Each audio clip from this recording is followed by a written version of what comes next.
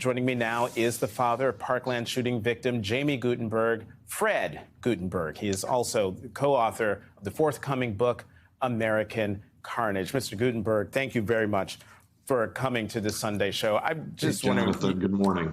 Good morning. What are some of your reflections as we near the 5-year mark since Parkland? It still feels like 5 minutes ago,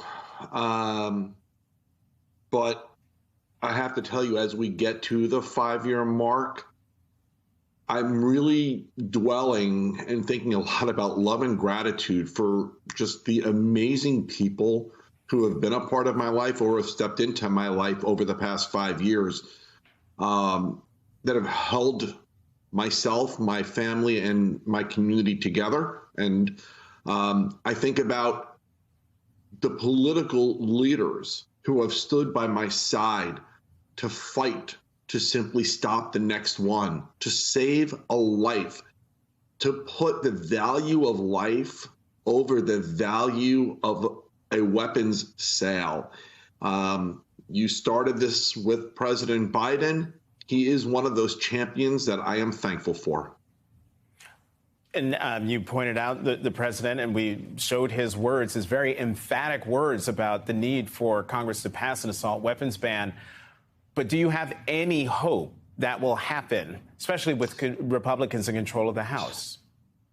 Well, listen, there's a Looney Tunes element to what's happening in the House right now. Let's be honest about that. Mm-hmm. I do have hope, though, and here's why. In the past 3 elections, we have elected, election after election, more gun safety candidates. Even here in Florida, which was a disaster, we've elected people like Jared Moskowitz and Maxwell Frost.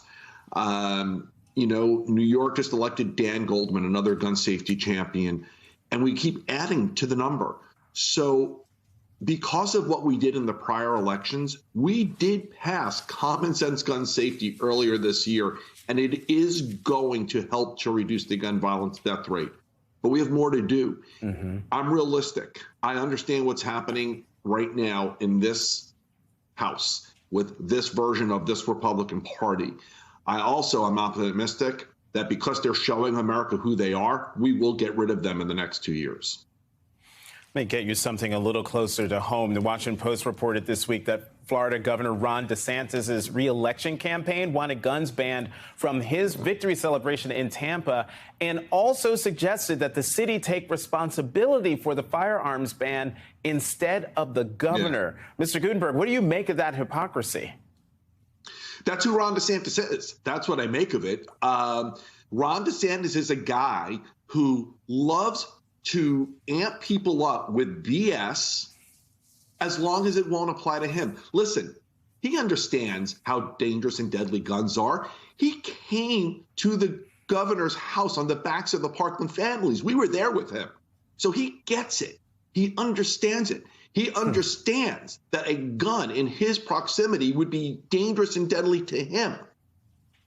But it's okay for him right now to push permitless open carry on Florida, because the truth is he doesn't care about anyone else. He cares about a political issue.